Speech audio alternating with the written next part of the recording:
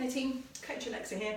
I thought I'd cover a few key things that can be really helpful when we are running, kind of gadgets as it were, or little extras that are worth spending money on to help improve your running. There's loads of stuff out there, there's lots of companies with very big marketing budgets trying to persuade us that we need to spend lots of money on lots of complicated equipment.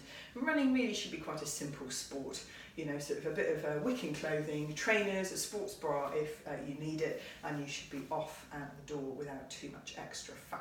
So there are three things that I would recommend are worth kind of having in your house just as part of the self-care routine to help improve your running. The first one is a tennis ball. You can spend a little bit of extra money on a sort of knobbly massage ball. As a sports massage therapist, I would say a tennis ball is pretty much as good.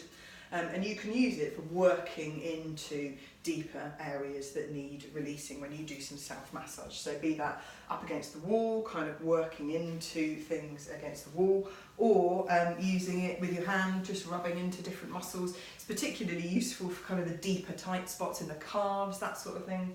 So a cheap tennis ball can be a really useful addition to your running kit.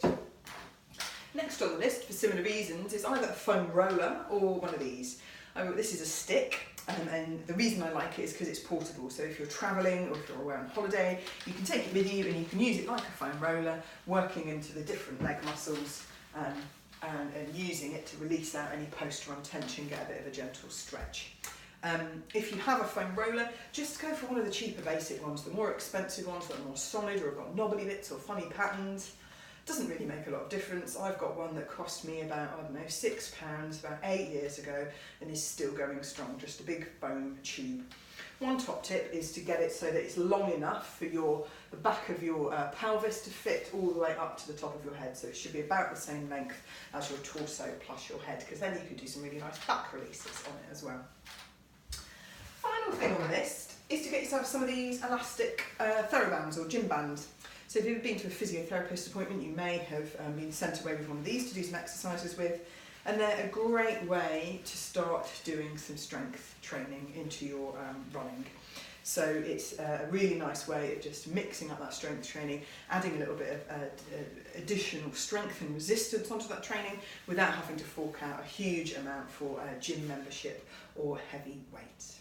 So those are three things that will hopefully be really useful for your running, but not break the bank. If you've got any sort of questions or comments about any other things that you see maybe marketed to you, or you've been tempted to buy and wondering whether or not they'll make a massive difference to your running, then just drop me a question in the comments.